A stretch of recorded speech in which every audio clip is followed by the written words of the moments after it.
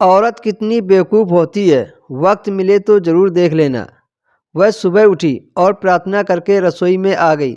चाय के लिए चूल्हे पर पानी रखा और फिर बच्चों को जगाया ताकि वे स्कूल के लिए तैयार हो सके। रसोई में जाकर चाय बनाई और अपने सास ससुर को दे दी। फिर उसने अपने बच्चों के लिए नाश्ता बनाना शुरू किया और उसने बच्चों का लंच बनाया। इसी बीच बच्चों की वैन आ गई। बच्चों को स्कूल भेजकर टेबल से बर्तन समेटे। इसी बीच पति ऑफिस के लिए तैयार होने गए तो उनकी ज़रूरी चीज़ें निकाल कर दे दी। जल्दी से किचन में आई और पति के लिए नाश्ता बनाने लगी।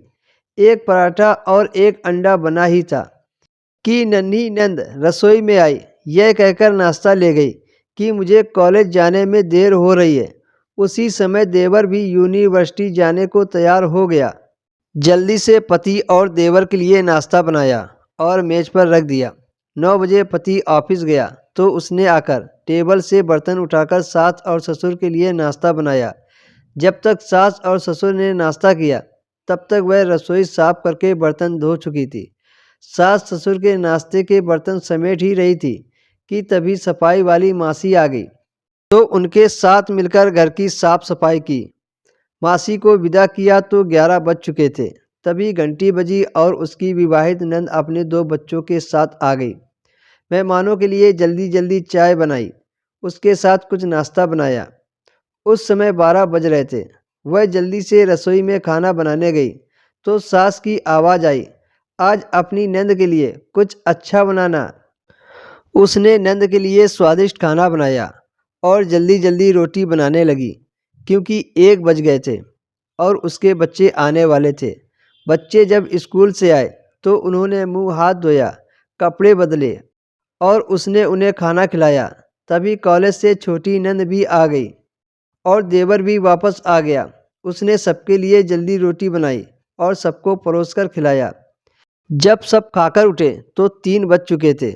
उसे अचानक भूख लगी। उसने मेज पर हॉटपॉट में देखा तो एक भी रोटी नहीं बची थी। वह सब बर्तन समेटकर रसोई में जा रही थी। तभी उतने में उसका पति घर में दाखिल हुआ। उसे देखकर पति ने कहा, मुझे बहुत भूख लगी है, जल्दी से खाना निकालो।